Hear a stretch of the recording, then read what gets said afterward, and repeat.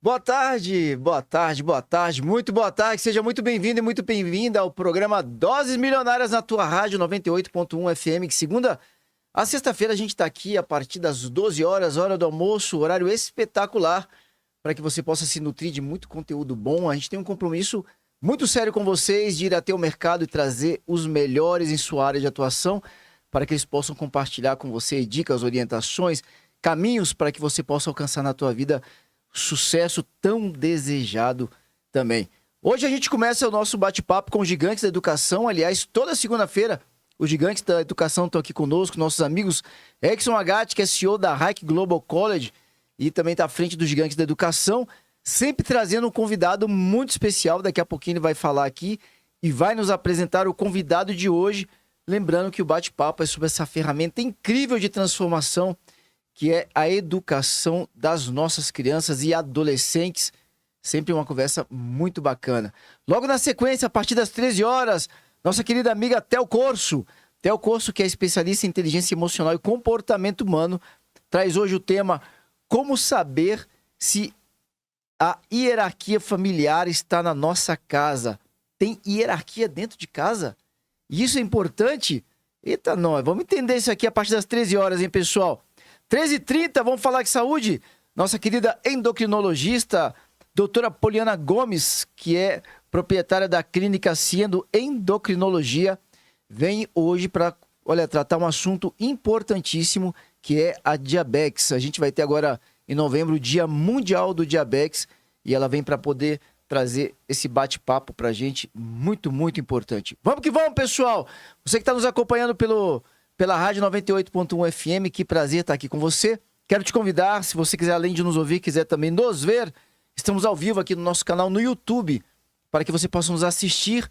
Abre o seu aplicativo aí no YouTube, no smartphone, onde você quiser, Smart TV, tablet, computador, e lá dentro do aplicativo do YouTube você vai digitar Doses Milionárias. Você vai ver aqui o Exxon Agatti, Tel Corso, vai ver a doutora Poliana Gomes e também o convidado muito especial dos gigantes da educação. Vamos que vamos, pessoal, sem intervalo, sem nada, sem tempo para tomar uma aguinha, nesse calor impressionante de Brasília. Olha, recebendo aqui, como sempre, toda segunda-feira, ele que é CEO da Hike Global College, está à frente dos gigantes da educação, senhoras e senhores, Exxon Agatti.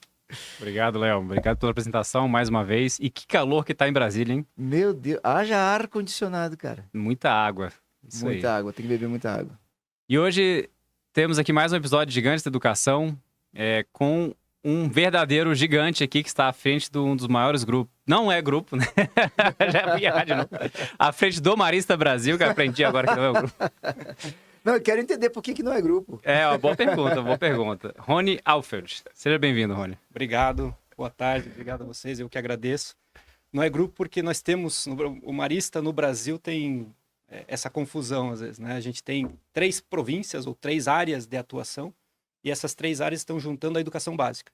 E outras áreas do Marista, que é a educação superior e saúde, permanecem no grupo Marista. Então hoje a educação básica sai do grupo Marista, que era só administrador, e passa a ser uma instituição única com a educação básica. Então porque ainda existe o grupo Marista. Existe o grupo Marista, com a PUC Paraná, com o Hospital Marciano Champagnat, Cajuru, Editora, FTD, fazem parte do grupo Marista. E nós somos Marista Brasil, só educação básica, de 1 ano até os 17, 18 anos. Perfeito, perfeito. Então existem 2 entidades, agora eu entendi a confusão. Maravilha. Então estamos focando na educação básica. Muito bom. Não, já surgiu uma dúvida aqui para mim, porque normalmente a gente associa a PUC à católica. O Marista também tem faculdade com o nome PUC? É que PUC é porque é pontifícia e porque é universidade e porque é católica. Então existem maristas, salesianas, franciscanas, então existem PUCs de várias congregações católicas. E aí, marista existem 2. Okay. A PUC do Paraná e do Rio Grande do Sul são maristas. E são as maiores, né?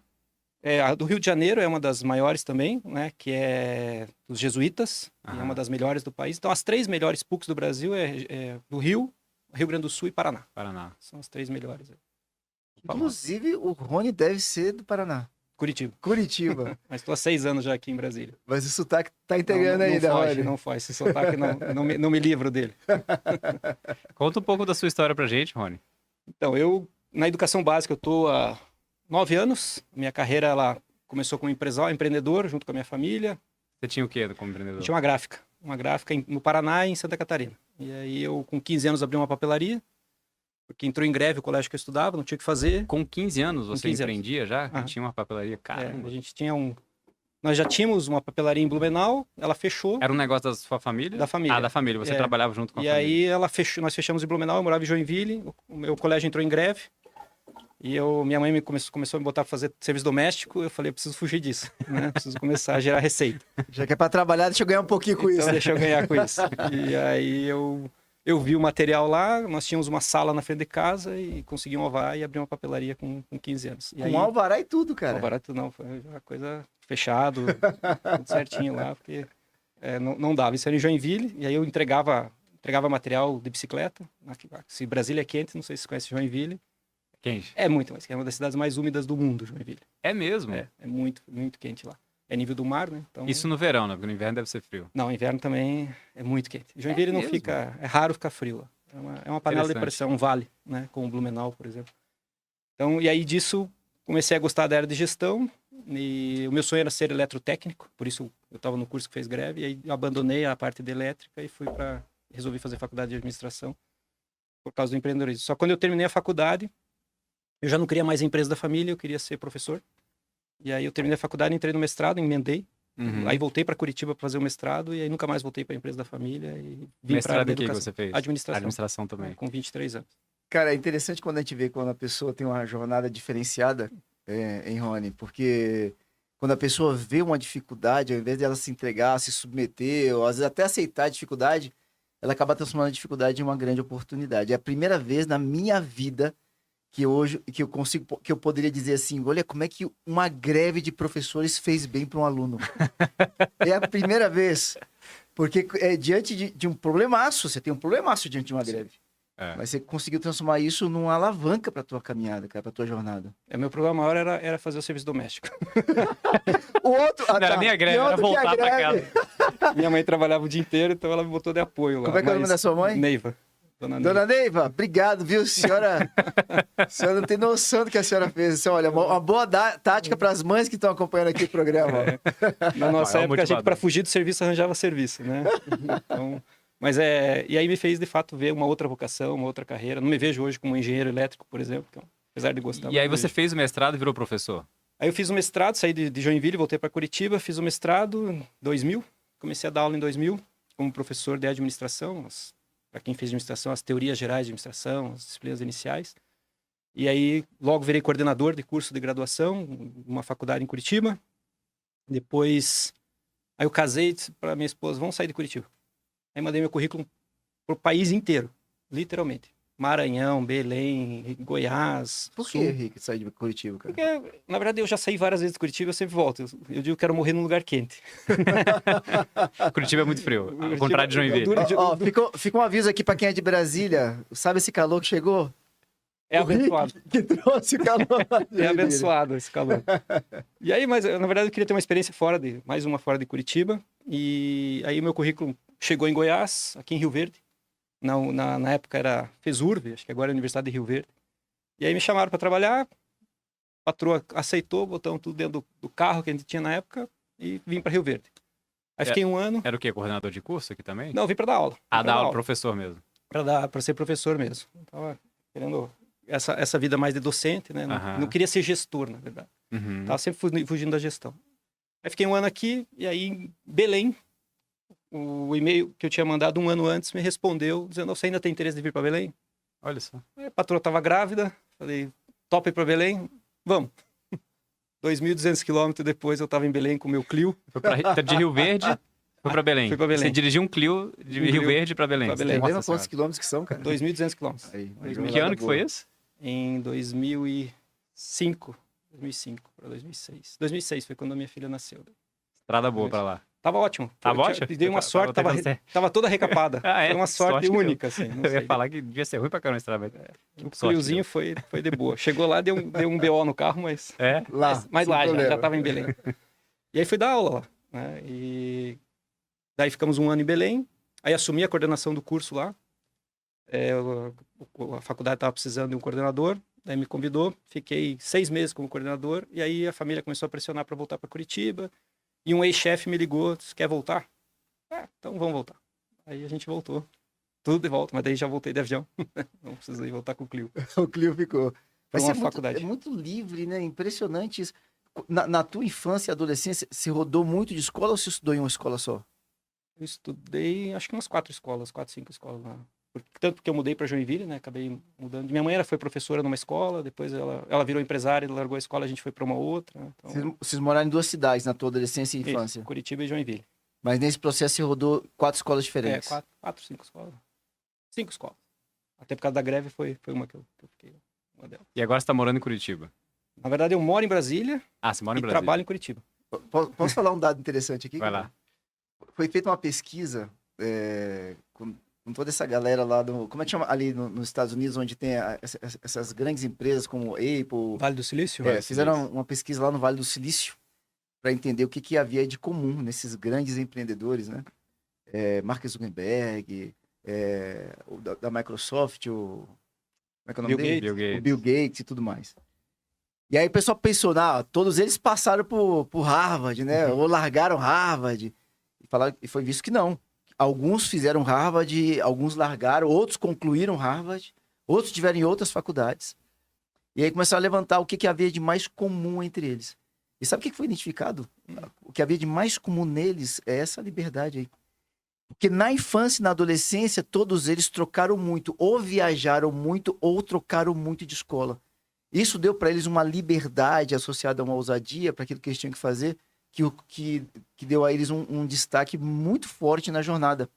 Essa falta de medo, essa ousadia para fazer algo Sem diferente. medo de fazer mudança, né? Essa Às vezes a mudança liberdade. segura muita gente. Porque sair da primeira cidade a primeira vez é uma ansiedade muito grande. Né? Eu saí com 14 anos de Curitiba e não queria, né? Você acha que o mundo é aquele, é perfeito ali, né? Você tem os teus amigos, tudo, mas depois que você faz a primeira vez, de fato, você tá livre. O Tim que esteve aqui com vocês esses dias, né? Sim, cara. O Tim nasceu no Rio Grande do Sul, morou no Rio de Janeiro, veio para Brasília, né? O pai dele era militar. Então, é um cara com a cabeça super aberta, super disponível para qualquer empreitada que você precisar, chama o Tim. Sim. Perfil interessante. Daí ele foi aluno do Marista e agora voltou para ser diretor. E toda vez que você faz uma mudança, a primeira coisa, você supera uma dificuldade que as pessoas têm, que é o medo da mudança. A mudança gera medo, o processo, você tem medo de não dar certo. Você superou isso, porque essa tua liberdade é impressionante. Minha esposa estava grávida, fui para Belém. Depois que nasceu o bebê, eu voltei para Curitiba. Ou seja, agora estou em Brasília. Você é muito livre e você conseguiu uma esposa que é super livre também. E a filha de vocês não tem alternativa para ela. Se bem que agora, para voltar, a gente vai voltar em dezembro para Curitiba depois de 6 anos. Agora elas estão reinando, como a gente diz lá. Elas adoraram Brasília. Então tá uma dificuldade maior para aceitar voltar, mas... Mas toda vez que você faz uma mudança, você mergulha também no processo de inovar. Você tem que inovar tudo, você tem que comprar coisa nova, você tem que alugar uma casa nova. Parece que é coisa pequena, mas você está desenvolvendo um processo de inovação. Sim. Né? Então você se move no mercado, quando você traz isso, que foi trabalhado em outras áreas, você traz para a tua vivência, você consegue enxergar isso, Rony? De repente, você está sempre atualizado, você está sempre pronto para o novo, sem medo de mudança, você trazer isso para o teu dia como gestor? Acho que me ajuda, porque talvez se eu tivesse continuado onde eu nasci, estilo de família que eu nasci, que é uma família mais de origem alemã, em Curitiba, no sul do país, muito provavelmente as amarras culturais que eu teria seriam muito mais fortes. Né? Ter saído... É raro eu conhecer alguém do sul que morou em Belém, por exemplo. Né? Geralmente há um preconceito, até por não conhecer. Então isso te abre, dizer, opa, o ser humano é o mesmo. Né? Não é porque eu estou no sul, no norte, que o ser humano é o mesmo. Eles estão lutando, eles estão tentando fazer o melhor. Acho que isso me ajudou muito, de entender que, dependendo do que as pessoas estão fazendo e do jeito que elas estão fazendo, porque tem elementos culturais, é alguém que está fazendo o melhor que ela pode naquela situação, com o que ela aprendeu. Isso acho que me ajudou muito. O meu sonho era tirar minhas filhas de Curitiba, ou de onde elas nasceram, né? E quando a gente veio para Brasília, eram brabas, óbvio, uma tinha 8 anos, a outra tinha 12. Mas eu disse, vou insistir nisso porque para elas vai ser importante. Né? Eu ainda não consegui sair do país, né? Mas eu tenho ainda uma vontade de morar na África, um período. Já conheço 4 países africanos. Mas, legal. Então esse é o Rony 5.0. Algum lugar específico da África? Que não seja a África do Sul. Que seja um lugar de confusão mesmo. De confusão mesmo. De confusão. Porque a África do Sul daí aí não tem graça. É legal conhecer tudo, mas eu já conheci Malawi, conheci Congo, conheci Madagascar. tudo pelos Que legal, maristas, hein? né? Indo lá, porque a gente tem obras lá, então ajudando eles a desenvolver o planejamento estratégico. Então, isso te dá uma visão muito diferente da realidade. E Mas- o futuro do mundo está na África, né? Por taxa de natalidade, Sim. por todas essas... Sim, lá eles o estão mundo. crescendo muito. É o único continente que de fato cresce, né? E cabe muito investimento ali, né? Tem espaço demais para investir. Tem. E na minha área, que eu sou um professor, né? Eu me defino como professor. Então, ver aquilo é um campo enorme para trabalhar com estratégia, com planejamento, com gestão. É muito legal. E eu imagino que o grande desafio lá hoje seja a educação, né? Você conseguir. Porque, assim, pensar no que está acontecendo hoje na África, né? A galera está recebendo lá um fluxo de informação que não tinha antes por causa da internet. Porque nos outros países antes da internet a gente ainda conseguia receber informação de educação e tal. Lá não, era o pessoal um pouco perdido. De repente chega a internet, chega todo o acesso ao Google, YouTube, tudo lá. E agora eles têm que fazer sentido essa informação. Então, imagino que a educação agora seja uma grande alavanca para tirar o desenvolvimento, né? Destravar o desenvolvimento dos países africanos. Bom, eu tive final do ano passado no Congo, né, em Kinshasa. Congo é o segundo menor IDH do planeta. E é um país... Você se importa, a gente tá na rádio aqui, tem pessoas diversas ouvindo. Você se importaria de só explicar para as pessoas o que é IDH? Lembrando que, se eu não me engano, o Lago Sul, aqui no Distrito Federal, é o maior IDH do Brasil, se eu não me engano, né? IDH é Índice de Desenvolvimento Humano. A Asa Sul e a Asa Norte tem 0,96. A Bélgica, para ter uma ideia, é 0,88. Ah! Então, a Asa Sul e o plano, de fato, é uma... A gente tem um estímulo aí bolha. do É uma bolha, é uma bolha. o governo gera um estímulo muito grande, né? O IDH é um índice formado aí pelo nível de educação, de acesso à renda, né, da população. E o Congo tem baixíssimo isso, porque a educação é um desses pontos. A África ainda é muito marcada por várias coisas, né? Eu não sou especialista em África, mas primeiro, eram tribos que foram divididas em países, então às vezes uma tribo ficou dividida ao meio por uma questão de país, agora uma questão política, e inimigos se juntaram, né? Então jogaram no mesmo país tribos que eram inimigas. Então é histórica essa briga desde que começaram a se meter lá. E a outra por exemplo, no Congo tinha propaganda, tinha outdoor escrito, diga não ao tribalismo, somos uma nação. Então, antes da educação é se entender como nação, porque para eles nação não faz sentido. Uhum. A tribo para eles é importante. Mas a colonização, né, obrigou eles a se juntarem. A formação brasileira já foi um pouco diferente, que estavam mais espalhados, mas lá os caras estavam mais próximos. Tanto é que se conversa com um africano, você pode conversar com ele em inglês, em francês ou na língua dele. Ele é poliglota. Diferente de nós aqui, que falamos português e nos isolamos do mundo. Então, ele se virou, porque andou 100 metros, ele está com outra realidade. Isso é que me fascina muito lá. Você olha um nível de pobreza em termos de econômico, mas um nível de riqueza em termos culturais e de visão de mundo que você não encontra. Sim. Né? O problema é que a economia levou eles para a marginalidade, né? Para uma falta de acesso a recursos, alimentação, educação. Então, essa é uma coisa que me chama muita atenção lá. Eu tive numa escola marista que uma parte dela ela é paga e uma parte é uma escola social. São 6 mil alunos no mesmo terreno. 6 mil. O maior colégio de Brasília aqui tem 3.500, se eu não me engano. É, muita E coisa. num espaço menor, talvez, do que um colégio. Um espaço gigantesco, grande. só que de areia, sabe? Quando a gente fala, precário. só pra Coisa por uma fazer. referência pra galera aí, quando a gente fala de 6 mil, é Uniceplac, 6 mil alunos, é 6 isso? mil alunos, faculdade. Então é uma grande universidade, assim, pra você ter 6 mil alunos é muita todo mundo ao coisa. mesmo Uma tempo. escola é muita coisa. Crianças, né? E jovens Então é enorme o espaço. As famílias acreditam muito naquilo, então você vê que não é uma questão que a população ela acredita na educação, a questão é o acesso. A questão é ter um professor bem formado, né? E aí tem um trabalho grande a ser feito. A gente vai lá, conhece os maristas lá, eles estão tentando ao máximo fazer isso acontecer, né? E o Congo tem 100 milhões de habitantes, numa região, acho que do tamanho de Minas Gerais ou um pouco menos. É um país super populoso. Incrível. Um dos países mais pobres do mundo, né? O Congo, Então é um dos mais pobres mesmo e grande, né? E com um rio do lado, acesso ao mar. Então, tem um interesse agora muito da China, da Rússia nesses países. Sim. Muito legal. E o Marista está presente em todos esses países, né? Conta um pouco da história do Marista. A gente vai botar o logo do Marista aqui também. O Marista começou na França, né? 1817. Era a França da Revolução Francesa, então logo no início da Revolução Francesa. E a ideia de Champagnat, né, que era padre, era ele teve um momento que ele foi atender uma família, um menino de 17 anos estava no leito de morte. Champagnat é o É fundador, o fundador dos Irmãos Maristas. dos Irmãos Maristas. É. Quem que são os Irmãos Maristas? Irmãos Maristas são... na igreja você tem os padres e os leigos, né? Os irmãos são uma intermediária entre padre e leigo. Eles fazem os mesmos votos que um padre. Ah, entendi. Humildade, castidade, humildade, Não eram, castidade, esses obediência. Irmãos Maristas não eram pessoas, né? Eram uma espécie de um grupo. Eles Não, não são irmãos de sangue. Não, né? naquela época, o que é? O São Martinho de Champagnat é um padre que começou a trazer para eles jovens, para ensinar sobre Jesus Cristo, Entendi. né? Evangelizar. Entendi. E aí disso, esses jovens disseram, eu vou seguir essa carreira, mas eu não vou ser padre, né? Esses irmãos lembrariam Entendi. um pouco a posição das freiras, que a gente chama de irmãs? É Semelhante.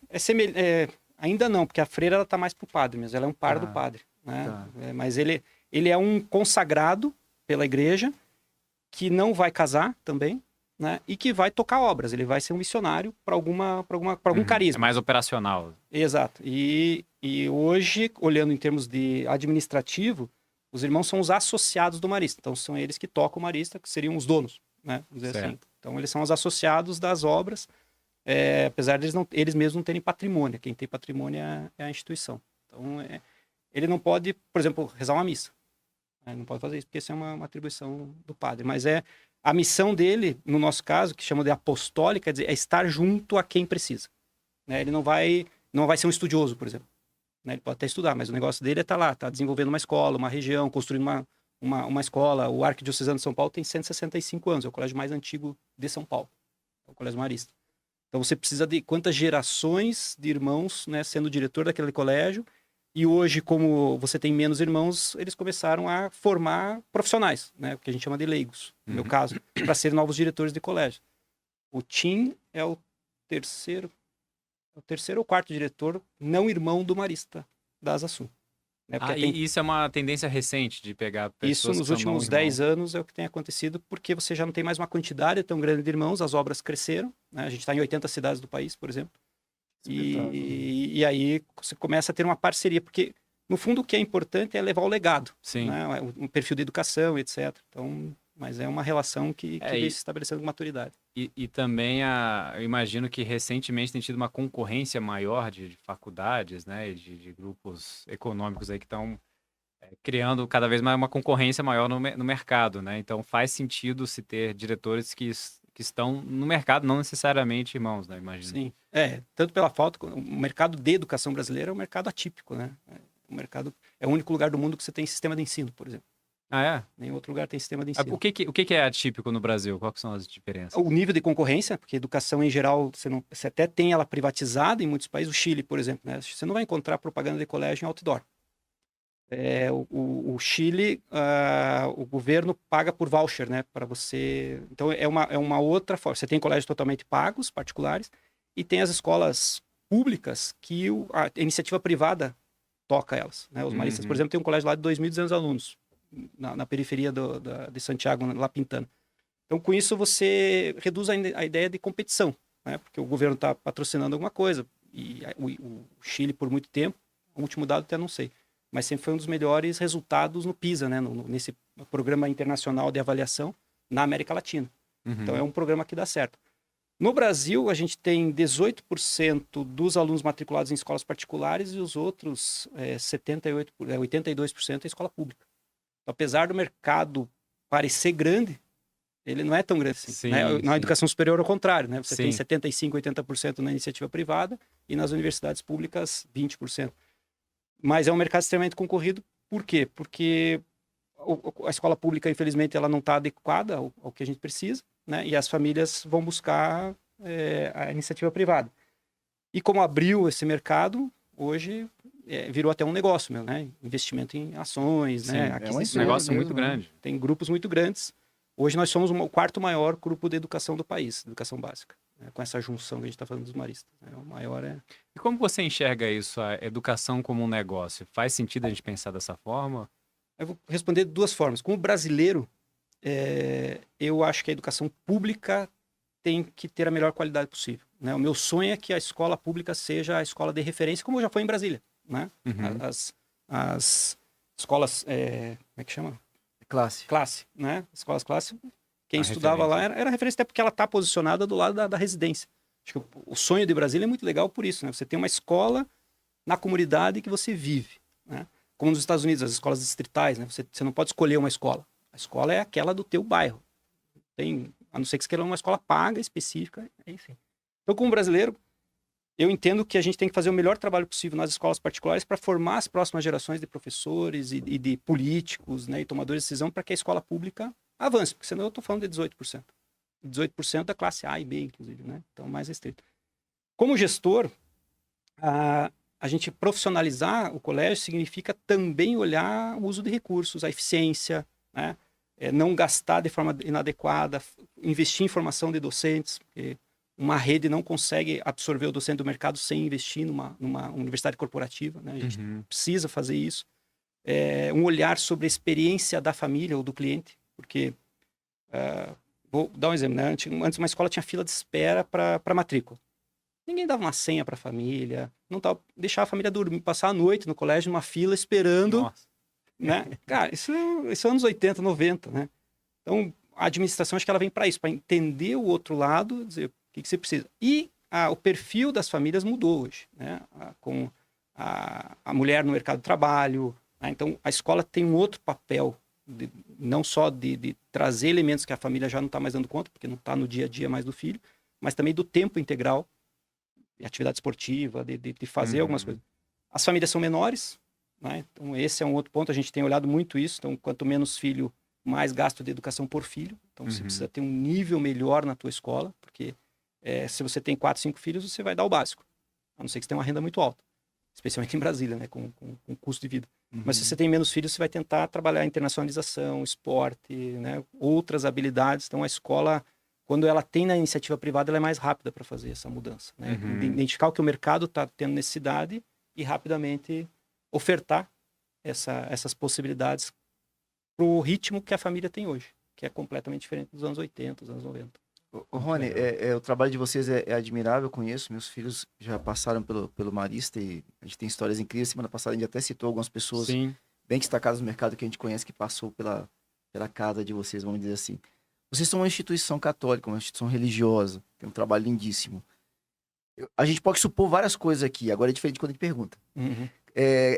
Qual que é a visão de vocês quando vocês olham para a educação e por que vocês adentram nesse processo da educação que vai além das 4 paredes da igreja, vamos dizer assim, ou você amplia as 4 paredes da igreja? Primeiro, vamos para a origem de uma instituição. A maioria das instituições católicas que criou colégios, universidades ou escolas, ela tinha um objetivo inicial, que continua sendo o nosso, que é evangelizar por meio da educação. Então, a missão não é educação, a missão é evangelizar, que significa tornar Jesus Cristo conhecido. Né? Então, é aí que a igreja ela vai caminhando. Eu quero tornar, né, quem eu acredito que seja o Salvador, conhecido da comunidade. E a educação se tornou uma ferramenta para isso. É óbvio que com o passar dos anos, foi além desse processo de tornar, né, de evangelizar. Aí eu venho com a ciência junto, né? Eu venho com as outras habilidades. Então, quando a gente vê hoje como missão de uma instituição católica, aí falo pelo Marista, mas acredito, pelo que eu conheço dos outros salesianos, né? Enfim, de outras instituições católicas, é tornar um cidadão do bem. Né? Você, como missão, você precisa... Qualquer colégio católico quer ir além de uma aprovação no vestibular, por exemplo. A aprovação no vestibular é obrigatório, é óbvio, que a família coloca essa esperança. Mas o que ele sabe fazer depois que ele estiver numa faculdade? Depois que ele assumir um cargo público, por exemplo. Porque quando eu falo principalmente do perfil dos nossos alunos, são aqueles que têm mais chance de assumir um cargo público de destaque do que de outras escolas. Né? O próprio perfil da família, não porque é o Marista. Então, o que ele vai fazer com isso? Né? Então, aí é o que a gente fala numa escola de valores. Né? Qual é o valor? Ele tem valor bom e ruim, né? Mas o que você vai fazer com isso depois? Então, quando eu vejo a minha filha em casa, preocupada com uma situação que ela presenciou naquele dia, e me traz isso, e vê o que a gente pode fazer para ajudar, e não só de assistencialismo, alguém que está passando fome, não, mas de fato de alguém em sofrimento, né? Ou uma situação que ela está vendo num colega, né? Que precisa... Então, essa empatia, né? Que é o que está precisando hoje no mundo, as pessoas estão vivendo, né? Cada um olhando para o seu celular, cada um olhando para a sua vida, e às vezes é só olhar um pouquinho para o lado. Então, o que a gente espera com a educação católica é que o indivíduo levante a cabeça e olhe para o outro. né? Porque a solidariedade é uma palavra muito forte numa instituição. Você vai conseguir fazer isso com todo mundo? Não, porque a educação não é feita só pela escola. É a sociedade, é a família, né? Como tem um nome africano que agora não me lembro exatamente qual é, mas é que para educar, tem um termo que eles usam, para educar uma criança, você precisa de uma aldeia inteira. Né? Então, você não educa uma criança só com um professor. Com um professor ou com uma escola, você precisa da família, você precisa... E o que a gente está passando é isso. Uma vez eu vi uma reportagem que a Suécia, se não me engano, estava fechando um presídio. Olha por que falta de bacana. detentos. Aí, lógico, piadas de brasileiro, o pessoal, a gente fala, né, a Suécia fechando. Então manda os caras, os nossos, né? Nosso preso pra lá, Nosso preso pra pra lá, resolver o os problema. nossos, né, as pessoas que tiveram alguma contravenção para lá. E aí, quando falaram isso, o meu insight foi, na verdade, a gente precisa mudar o brasileiro, não o detento brasileiro, Claro. porque ele é um fruto da nossa sociedade. Então, O problema começa lá na creche, né? exato. Não é que a gente tem pessoas na marginalidade, nós criamos pessoas na marginalidade. Sim. Então, esse papel da escola também é esse. Como é que eu paro? Como é que eu mostro que comprar algo roubado não faz sentido? Né? Que levar jeitinho, vantagem em tudo não faz sentido. Então, o papel da escola, especialmente a escola católica, é dizer, olha, a vida é mais difícil, sim, se você seguir. Mas, por outro lado, né, ela faz mais sentido depois. Não tem atalho no processo, né? Uma pergunta para você de gestão, assim, é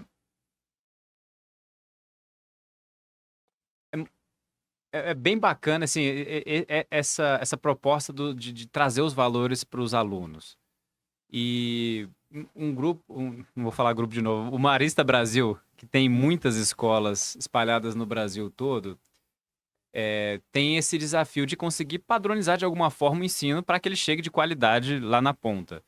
Se a gente for pensar em termos de se a pessoa está passando ou não no Enem, se a gente está conseguindo tirar notas boas no Enem, é fácil de medir, né? Mas, e aí, ao mesmo tempo, você tem também essa meta de ter valores para as pessoas. Como é que você faz a gestão de qualidade de algo tão intangível, né? Que não é mensurável tão facilmente, assim. Como é que funciona isso? Aí é o que a gente chama de mens, né? O jeito da instituição. Então, como ela tem um lastro com o fundador, quase 206 anos, né? Muitas organizações, não é uma coisa só marista ou só católica, muitas organizações elas vão criar elementos culturais para reforçar os seus valores. Então, se tem um fundador, você vai criar mitos, histórias, heróis, para dizer, olha, às vezes a história nem é tão assim, mas olha, o fundador da Gerdau, né? Quando ele fundou, ele precisou amassar barro aqui, carregou o caminhão nas costas. Então, que valores você quer reforçar? O valor do trabalho, é o valor da dedicação. Então, que é intangível, mas a gente tem um cuidado muito grande com a nossa pastoral, por exemplo, que é e essa formação que vai além do técnico com os professores, que é levar essa história sempre. Então, todo novo educador, seja professor ou administrativo, ele vai passar por um processo de formação nos valores. Então, quem foi o fundador, por que nós fazemos isso, o que nós fazemos de diferente. Quanto mais tempo se permanecendo no Marista, é óbvio que isso vai mais para a tua vida pessoal, porque não tem como separar. Eu estou há 16 anos na instituição, né? Hoje eu não consigo dizer o que dos meus valores, o que já está mais arraigado pelo Marista ou não. Mas, enfim. Então, é um reforço cultural que você não pode deixar as pessoas interpretarem por conta própria. Então, toda a parte de comunicação interna e comunicação externa, ela tem esse posicionamento. É óbvio que às vezes se passa alguns períodos ou anos e esquece um pouco disso porque estava indo bem, como toda organização. E às vezes se retoma. A gente agora está com um posicionamento, nós retomamos nos últimos 2 anos, que é mentes atuais, corações atemporais. Então, nós queremos ser, sim, uma escola católica, evangelizadora, que olha valores, ou seja, que vá para o coração atemporal. Você vai levar para a vida inteira. O lema que a gente fala é ex-aluno sem ex-marista nunca. Mas a mente atual, ou seja, uma mente contemporânea, uma mente que esteja ligada aos desafios do momento, às mudanças sociais que estão acontecendo, porque não adianta você ter uma mente também do século passado para problemas. Então, esse é o posicionamento que para nós melhor encaixa. Eu quero um indivíduo que leve para sempre aquilo que é fundante, né? Se você falar de Marcelino Champagnat para qualquer aluno marista que já está pelo menos uns 3 ou 4 anos, ele vai saber quem é e até ele tem, às vezes ele olha para o diretor, criançada nova, assim, ele olha, eu fui diretor do colégio aqui, você quer champanhar? Opa, se ele tá te perguntando, você tá representando alguma coisa muito bem, né? Então eles querem achar o tal do champanhar, né? Que é o fundador.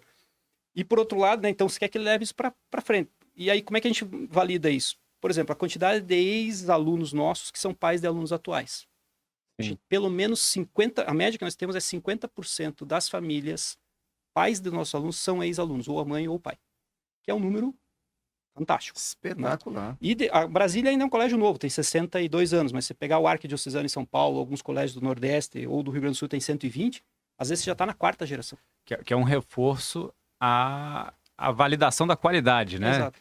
Pô, se eu estou disposto a colocar o meu filho naquilo que eu passei, quer dizer que eu gostei muito da minha experiência e que fez sentido para minha vida. E aí isso também traz um outro desafio, que é qualquer coisa que você faça diferente disso para tentar atualizar, aquela família, ela diz, peraí, mas isso não é o que eu aprendi com vocês. Eles preservam também. Eles preservam. Pessoal, olha, para quem não é de Brasília e está acompanhando pela internet, Brasília tem 63 anos. O Rui tá falando aqui que é nova aqui, mas nasceu junto praticamente, né? 60 anos de idade. 62 anos. 62 anos, olha para isso. Exato. Os irmãos, eu tenho uma foto dos irmãos que a catedral não tem vidro ainda, eles estão na frente da catedral. Olha só, chegaram juntos. Você vê, cada vez mais fica evidente a importância dos colégios maristas aqui em Brasília. Vocês têm um papel importantíssimo no Distrito Federal. Sim. O que eu costumo dizer para a equipe ele não é o colégio mais antigo de Brasília. Né? Tem colégios mais antigos, acho que Nossa Senhora da Esperança, se não me engano, é o mais antigo. Mas ele é o que está relevante há mais tempo. Ou seja, ele permanece relevante desde que ele foi fundado. É um colégio que nunca saiu da seu posicionamento. Ele tem altos e baixos, óbvio, como qualquer instituição, mas o nome marista sempre esteve muito forte como educação. Né? Legal. Aproveitar o gancho, você falou que era coração atemporal e mentes atuais, né? Fazer a pergunta do nosso patrocinador. Então, a gente sempre traz a pergunta do nosso patrocinador que tem a ver com tecnologia. Qual que é a importância das tecnologias hoje no ambiente educacional, numa escola, um marista? Tem pelo menos 2 coisas muito importantes. Primeiro o que a gente chama de letramento digital. Então, o indivíduo saber usar a tecnologia por bem, né? E não virar um escravo da tecnologia. Então, o letramento digital é como eu uso isso, eu não sou só um alfabetizado né? Eu sei quais as implicações daquilo, qual é o problema, né? Qual é o risco que eu corro. Então, isso hoje, querendo ou não, sendo tecnológica ou não uma escola, ela vai receber. Então, ela tem que ajudar o aluno a ser um letrado digital para não acontecer o que a gente viu esses dias, por exemplo, né? Com o uso de inteligência artificial ruim. E o outro é a escola, né? Você se importa falar um pouquinho, só para a gente lembrar, acho que é importante, você pode só citar para quem está acompanhando? Que saiu na capa da Veja e tudo mais. Pode ser no Fantástico. Então, alunos de uma determinada escola, e foi azar daquela escola, porque isso deve estar acontecendo em vários lugares. Porque não é uma questão da escola, é uma questão da sociedade, né? Que usaram um aplicativo da inteligência artificial para fazer o que antes se considerariam nudes, né, das meninas. Então, pegaram o rosto das meninas e colocaram em corpo o nu. Então, esse é o que a gente chama do letramento digital, é que ele saiba que existe essa ferramenta, ele saiba que ele tem competência para usar essa ferramenta, mas ele saiba quando não usar essa ferramenta e quando usar a ferramenta. Porque hoje, o papel da escola está muito menos em ensinar sobre como usar a ferramenta, porque a molecada aprende isso fácil, mas muito mais em que contexto ele pode ou não pode, ou deve ou não deve usar. E aí vem coisas de todo tipo, né? Qual é a relação do homem com a mulher, por exemplo, isso entrou em discussão, né? Como é que o menino vê a menina ainda no tempo de hoje para fazer uma coisa dessa? E se ele usa um aplicativo para fazer isso, que outras ferramentas ele teria na mão? Né? Eu posso ter acesso a uma arma, mas não significa que eu vou dar um tiro em alguém. Então, eu gosto muito da filosofia que um diretor até de uma escola me ensinou e que a gente vê nos Estados Unidos, por exemplo, que é no Brasil. Tinha um gramado na escola e aí tinha uma cerquinha de uns 20 centímetros.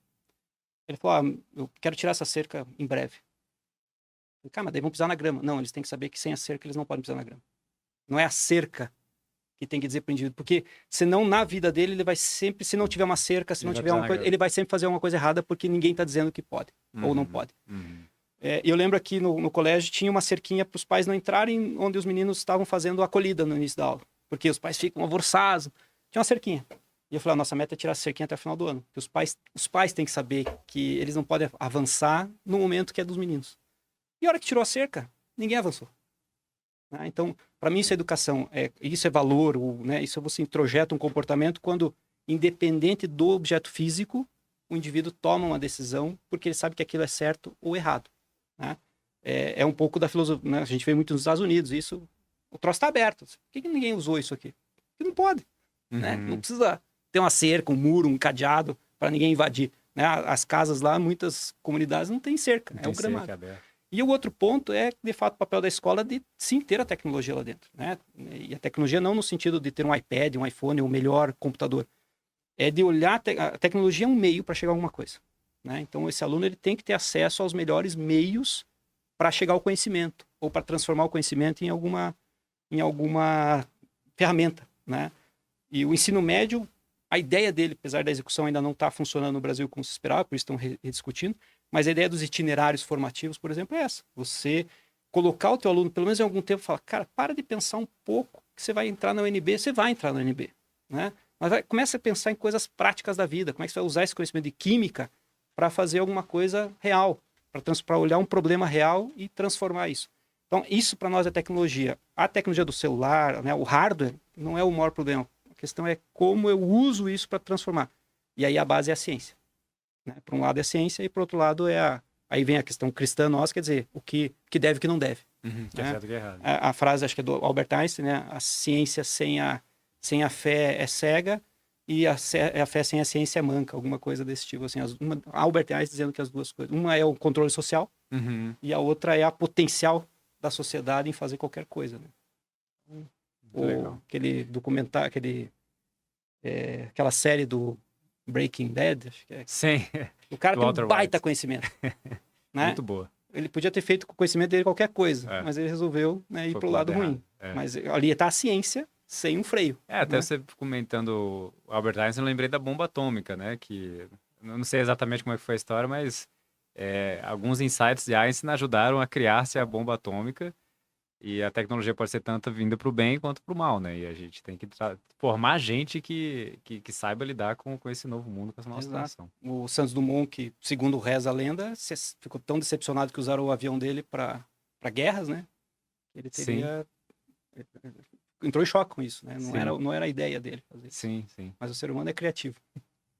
Bom, só para finalizar aqui, a GATTEC, então, eles trazem soluções de educacionais para qualquer instituição de ensino, seja escola ou faculdade, e estão prontos aí para encarar esses desafios do século XXI, né? E tendo em vista que o grande líder lá da GATTEC é também um professor e educador, então está aptos aí para as escolas. Legal. Aí, voltando então, o que são os grandes desafios aí do Marista quando se fala de qualidade educacional? O que significa qualidade educacional para o Grupo Marista? Bom, aqui a educação, medir qualidade, você falou, o Enem você tem uma forma, o vestibular, fora isso, é muito difícil, né? Então, nosso desafio começa com a formação de professores. Então, não consigo ter um processo educacional, porque escola é professor, ainda é muito professor, né? Você não...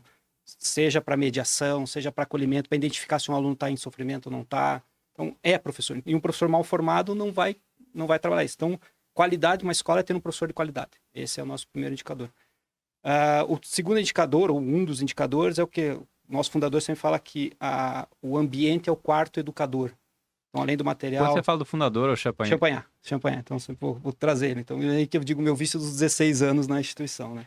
Quando você fala dele, é um negócio atemporal, né? O nosso fundador parece que estou falando com ele aqui agora. Porque a gente... É exatamente isso. Porque a gente lê as cartas dele até hoje. Diz, olha, isso que está acontecendo, teve um momento na França que ele passou por isso, expansão das escolas, enfim, crise. Por exemplo, os irmãos saíram da França porque a França, ela nacionalizou as escolas. Então, não tem mais escola marista na França. Mas aí ele falou, então, cara, tô com esses irmãos aqui, tô com 300 caboclos parados, vão para a Oceania, que foi o primeiro lugar que eles foram, e depois para o Brasil. Então, um educador é o espaço. Então, a qualidade do espaço é importante. Você ter uma estética do espaço é importante. E a estética não é só por um elemento, não é só como um shopping, por exemplo.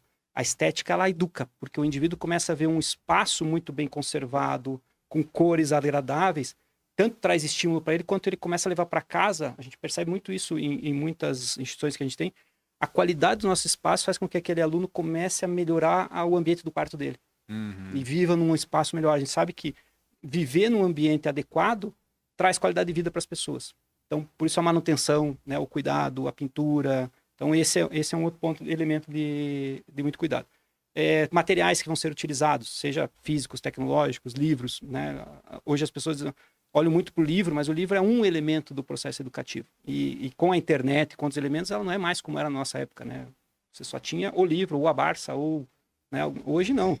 O livro tem outro papel, né? O livro não pode nem ser tão conteudista, porque senão ele vai ficar desatualizado. Sim. Né? Ele tem que estimular. Então a qualidade do material é outro papel. E qualidade também é o que o aluno faz fora de sala de aula. Atividades extracurriculares, participar de grupos, participar de projetos solidários, esporte, arte. Então, a qualidade não está só na mediação pedagógica, ela também está no que aquele aluno está... eu quero trabalhar com química. Né? Meu sonho. Enfim, ele vai ter oportunidades de entender isso. Eu quero ser um grande esportista. Né? Eu fiz uma vez um desafio no colégio. A gente tinha ido muito mal numa Olimpíada interna em natação. Falei, cara, só 3 colégios tem piscina na rede. Brasília, São Paulo e um de Criciúma. E nós não ganhamos nenhuma medalha em natação. Eu fiquei louco da vida. Eu sou muito competitivo. Olha, vou fazer um desafio. Isso foi em 2018. A próxima Olimpíada, que vai ser em Brasília, que foi em 2019, quem tirar uma medalha de ouro, banca uma bolsa no terceirão. Desde então, esses caras arrebentaram. Então, é só você... A qualidade também está nisso. Qual o estímulo eu dou? Incentivo. Qual incentivo eu dou? É lógico, daí depois o pessoal do futsal quis também. Falei, não, mas daí é muita bolsa, né? Natação era mais tranquilo. Mas hoje, se você pegar a equipe de natação do Marista Asa Sul, é uma das melhores do DF. Por quê? E aí se juntou um estímulo com gente boa, com gente que está afim, com famílias engajadas, porque a família da natação, que se chama até Mães Corujas. Vamos ver se elas estão me ouvindo. As Mães Corujas, isso é importante para os nossos filhos. E o colégio está junto, então vamos junto. Né? E aí o professor Tug, que eu trago aqui, o Tug é uma referência. O Tug disse, cara, deixa comigo que eu vou pegar essa molecada e eles vão treinar. Os caras treinaram durante a pandemia. Eles tinham em casa, então ele mandava reforço. Então isso para mim é qualidade. Quando você dá o colégio ele tem que dar as oportunidades, né? E aí a família tem que estar junto e, obviamente, o menino. A gente sabe que nem todo jovem vai querer aproveitar as oportunidades, né? A gente não pode deixar ninguém para trás, mas cada um tem um estímulo diferente. Então isso para nós é qualidade. Muito legal. Tem um pessoal mandando mensagem aqui, só Léo. O Rodrigo Farina mandou aqui, Rony. Pastoralista do colégio. Ah, é? Que bacana. Mandou aqui, ó. Rony é um grande gestor e ser humano que tive o prazer de trabalhar junto. O Thiago Paz também mandou mensagem aqui, ó. Sem sombra de dúvidas, um dos gigantes da educação, competente, mas acima de tudo virtuoso. Um dos grandes pastoralistas que já tive a honra de conhecer e partilhar a vida. Parabéns. Opa, valeu, Thiago. Valeu, Rodrigo. Bacana, hein? São da equipe da Pastoral. O que significa pastoralista? Pastor, né? Aquele que cuida, aquele que, né, que vai levar, no caso ali, a palavra junto, porque quando fala de uma escola religiosa, como a Marista, ele tem um valor por trás, tem um carisma. Em sala de aula, não necessariamente o professor é um católico. Né? Não tem um processo seletivo que diga se é católico ou não, você entra ou não entra. Claro. Né? Não faz o menor sentido. Mas ele compartilha desses valores. Então, a pastoral é como ajudar esse professor também a trabalhar esses valores com os alunos. Aquela pergunta inicial que você me fez, como é que isso vai ao longo dos anos? Né? Como é que é ajudar a ir permeando no dia a dia? E numa escola, o primeiro pastoralista é o diretor. Né?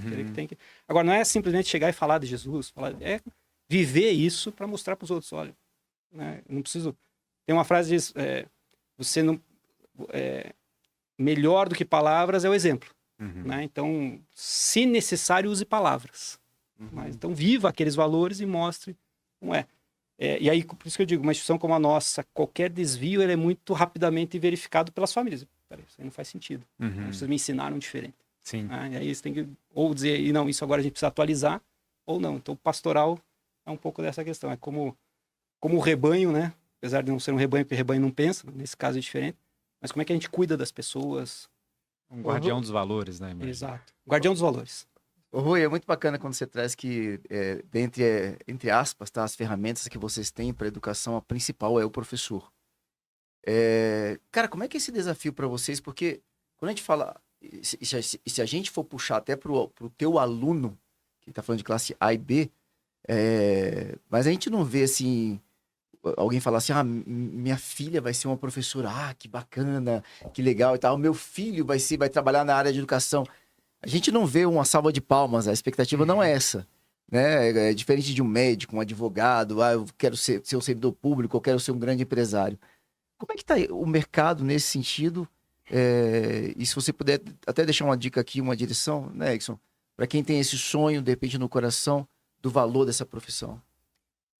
O estigma, né? O estigma é o primeiro desafio aí, né? Porque medicina, engenharia, né? Direito, são as profissões aí que ainda as famílias dizem, legal, meu filho, né, tá optando por isso. Eu vou dar um exemplo de um aluno nosso. Eu não vou dar o nome dele aqui, né? Mas ele era um aluno média 10. Média 10. Monstrinho. E muito bom num esporte. Se eu falar o esporte também todo mundo vai saber lá no colégio. Mas ele era um craque no esporte. Não, se você quiser falar, sabe que você pode, né? Não, mas eu não sei se ele me autoriza. Enfim. Ele é advogado? Não, ele saiu do colégio, ele terminou o colégio faz uns 4 anos. Esse menino, a família é formada por uma dessas profissões. Pai e a mãe clássicas. Okay. E é óbvio, ele foi criado com isso. E aí ele chegou para nós, olha, eu vou fazer vestibular para essa profissão, muito mais até para botar na foto na escola, porque eu sei que para o marista é importante. Mas eu quero outra coisa. E ele escolheu outra profissão e hoje ele é um dos melhores nessa área. Na UNB ele se engajou em outros projetos. Então ele assumiu isso, imagine, contra a própria família, não sei se é contra a família, mas assim, o que ele veio aprender, né? A família era, obviamente, muito tranquila com isso. E a gente falava, nós precisamos de pessoas assim, os outliers precisam escolher as profissões que hoje estão demandando pedagogia, geografia, física. As ciências. Não tem as ciências. Você não tem mais físico hoje, né, estudando. A pedagogia está com uma dificuldade enorme em termos de qualidade, né? E aí é o desafio de fazer. Então o que a gente tem, aí como eu digo, né, o exemplo arrasta. Você ter bons professores que tenham vidas vitoriosas, pode ser o primeiro estímulo para o teu aluno dizer, pô, isso faz sentido. Agora, quando você ouve da sociedade falar mal do professor, o professor é mal remunerado, que o professor é isso, que o professor traz ideologia, você também vai alimentar no menino e dizer, eu não quero passar por isso. Então, dá o estímulo para ele, o primeiro estímulo, dizer, meu professor aqui, ele é um vitorioso porque ele escolheu fazer isso. Ele podia ter escolhido outras coisas. Ele quis ser, né, professor de geografia. A gente tem um professor de geografia fantástico. Mas ele precisa que o professor também fale com orgulho da profissão dele. Esse é um ponto. O outro é óbvio. Ele faz um colégio, né, um valor de mensalidade como o nosso. A família tem uma expectativa que ele vá ter uma remuneração. E aí o que eu tenho sempre dito e falo em casa, gente, tem filósofos hoje ganhando muito mais dinheiro do que engenheiro. Né? Olha aí. Sérgio Cotella, por exemplo, né? Então vai depender muito mais de você, né, do que você quer, do que como você vai dedicar a isso. E se o dinheiro é, de fato, o indicador mais importante de sucesso, né? Porque às vezes nem é isso, tem gente que não está nem preocupado com isso. E trabalhar com eles essas questões de que dá para fazer. Agora, a gente, como país, precisa valorizar mais a profissão docente, porque cada piada vem um professor junto, né? É muito interessante esse exemplo, porque é difícil você ver uma pessoa que está saindo do ensino médio para entrar na faculdade que tem certeza do que ela quer, né? Imagina, ele tinha tanta confiança do que ele queria que ele fez um curso, sei lá, digamos, medicina, mais difícil passar na medicina, passou na medicina, tirou foto e tal, não, mas o que eu quero fazer não é isso, só passei para mostrar que eu consegui, agora eu vou fazer aquilo que é minha vocação, né? Isso é raro você ver em 18 anos, e até eu brinco aqui, assim, eu mesmo tô com 36 anos, não sei do que eu quero fazer da minha vida, né? A gente tá mudando toda hora. Que bom, né? Exatamente. Então é bem interessante a gente ver alguém com uma vocação, assim, né? Quem sabe, a gente tem que formar gente também que vai ser prêmio Nobel do futuro no Brasil, a gente nem tem prêmio Nobel no Brasil, a gente precisa de mais apoio na ciência, né? Pra tá levando à frente aí. E precisa de gente inteligente pra fazer isso. A PUC do Rio Grande do Sul tem como meta ter o primeiro prêmio Nobel brasileiro. Ah, é? Eles estão trabalhando desde 89 em cima disso. Não, cara, o nível de ousadia de vocês é incrível, porque tá na fala de vocês. E aí você traz agora algo muito concreto. Não, isso aqui tá na nossa meta, isso é meta. Porque quando você fala que se soltou algumas falas, né? Quem vão ser os futuros líderes políticos do país, quem vão ser os futuros líderes empresariais do país, a gente tá formando essas pessoas. Eles estão lá conosco. Então, essa consciência é algo muito sério, muito bacana e realmente traz uma diferença naquilo que a gente vive como país. Quando você falou no início sobre esse teu desejo de ir para esses países africanos, é porque você também abraça, imagino eu, a educação como uma missão de vida. Uhum. É isso. A minha área é administração. Não sou licenciado, não sou pedagogo, então não posso nem dar aula em escola, né? Eu vejo eles trabalhando. Mas a carreira docente, o ensinar de qualquer forma, né? O mediar alguma aprendizagem para quem trabalha com isso é fantástico, né? Então, você poder levar um pouco do que você sabe, ou compartilhar o que você sabe e receber, porque você vai receber também muita coisa, numa região, né, onde as pessoas não têm acesso, talvez, às mesmas experiências que eu tive. Isso, para mim, é algo bacana. Porque, às vezes, no Brasil, você já tem tanta gente boa fazendo isso e, né, não preciso mais estar aqui em algumas coisas. Eu posso estar me divertindo em outra coisa, mas essa acho que a patroa não vai comigo. Essa eu vou ter que ir sozinho fazer um período e depois eu volto. Aí acho que passa do limite dela também. Legal. Ela é muito gente boa, mas tem coisas, acho que cada um tem o seu limite. Tá certo. Lá em casa era a mesma coisa. Mas acho que a gente tem que ter uns desafios na vida, né? Tem que ter alguns sonhos, tem que ter umas utopias, né? Trabalhar em escola é ter utopias. Se não tiver utopia, se estiver só com a realidade ali, ela não vai funcionar. O Thiago e o Rodrigo e a Eliane que está aqui são exemplos de como a gente, nos 4 anos que eu estive no colégio, a gente foi além. O discurso obviamente era muito maior do que a gente ia realizar, mas é isso. Hoje, quando eu vejo eles colocando uma camiseta escrito esse é o melhor colégio de Brasília, independente do indicador, mas que o indivíduo acredita nisso, né? Que eu estou na melhor instituição de Brasília, que estou na melhor rádio de Brasília, enfim, né? E aí não precisa de indicador, precisa do orgulho que cada um tem. E aí o aluno vendo isso, diz, pô, o cara tem orgulho de trabalhar com isso, eu também posso ser educador, né? A instituição ela tem que dar exemplos para as pessoas no futuro, independente do resultado acadêmico, tudo apesar de ser importante. Qual que é a bom. dica que você dá para um estudante de pedagogia que está querendo virar professor, que está iniciando na carreira? O que ele tem que fazer? Qual que é a sua A primeira coisa é vá além da faculdade, estude, seja curioso, né? Não, fazer pedagogia não é nas horas que sobra, né? Porque a gente sabe que a realidade do estudante de pedagogia é trabalhar o dia inteiro, né? Então, se é isso que você quer, estude. A outra é procure um estágio que te faça aprender. Precisa da bolsa, ok, mas vá para um estágio e onde as pessoas lá vão te ajudar. Na entrevista de estágio, veja o quanto você vai aprender com aquela instituição e não uma mera cumprimento de requisito. São 2 pontos. E a outra é faça coisa no início da carreira que às vezes não estão na descrição do teu cargo. Isso aqui não... Cara, faça. Esteja aberto a experiências. Hoje é uma demanda muito grande, por exemplo, para fazer a tutoria de um aluno com necessidade educativa especial. É um trabalho árduo, mas é um trabalho que te faz aprender muita coisa. Você acompanhar um aluno que tem uma síndrome, isso te faz uma aprendizagem muito rápida na carreira. A gente tem visto lá no colégio, por exemplo, estagiários que começaram dessa forma, rapidamente se engajaram em outros projetos. Então, o salário é importante para todo mundo, mas em início de carreira você tem que ir atrás de experiências, né? E vai doer mais, enfim, não sou o primeiro que passou por isso, não vou ser o último, mas vá atrás de gente boa e não se deixe... A minha faculdade não está me entregando. O brasileiro tem muito isso, né? A faculdade não está entregando, o governo não está entregando. Uhum. Vá atrás, meu filho. A internet está aí, tem gente boa por aí, senta com alguém, pesquisa, né? Saia da sua zona de conforto e fique lá. Não se limite, eu tinha um chefe que dizia, não se limite à descrição do teu cargo. Senão, essa é uma boa. Senão você vai ficar nessa. Não se limite ao que está acontecendo na faculdade, apesar das boas faculdades, mas cada um tem que fazer a sua trajetória. Acho que o brasileiro precisa um pouco mais de assumir a sua responsabilidade pelo seu futuro. Muito legal, Muito bom. excelente. Bora? Vamos lá, né? Já passou? Já passou? Já. Rui, você quer entregar palavras finais? Bom, primeiro agradecer a oportunidade, falar de educação é uma paixão, falar da instituição que eu trabalho, né, há 16 anos é sempre um orgulho. E orgulho com humildade, porque Brasília tem excelentes escolas, né? O Marista não é a única escola de Brasília, e até por ter excelentes escolas, isso faz com que a gente fique, né, cada vez melhor, acho que um ambiente saudável. Então, agradecer aos diretores de escolas, ontem foi o dia do diretor de escola. Eu não sabia, legal. Parabéns para você também. Obrigado.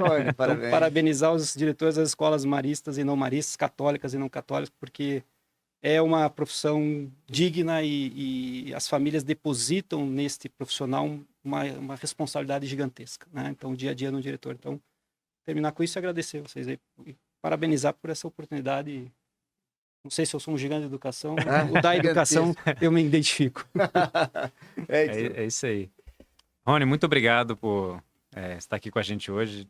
A gente aprendeu muito, né, com as suas falas aí. Eu sempre aprendo muito, mas hoje também foi um dia muito especial. Então, parabéns pelo trabalho. Desejo aí maior sucesso para você e torcendo para você na África também. Quero ouvir suas experiências depois. E obrigado de novo. Obrigado. Maravilha, vambora. Rony, obrigado demais. Cara, parabéns por quem você é. Eu confesso que os gigantes vêm aqui, você é mais um desses que nos traz uma paz e uma esperança muito grande a respeito do nosso país, porque tem pessoas como você na educação, cara. Que bacana. Parabéns ao Marista e a toda a equipe que faz parte.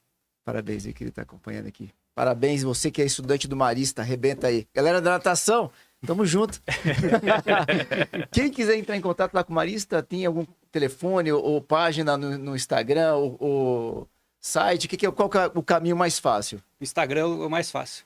Qual que é? Marista Asa Sul ou Marista Asa Norte? Maravilha. Pegou aí, pessoal? Tá simples. Lá no Instagram, Marista Asa Sul, Marista Asa Norte. Tudo João junto. Paulo II ou o Marista de Brasília, um na Asa Sul, outro na Asa Norte. Maravilha. Edson Agatti, quem quiser acompanhar tanto esse episódio, quiser rever ou quiser assistir os anteriores e os futuros, como é que faz? Gigantes da Educação, só procurar a gente ou no Spotify ou no YouTube.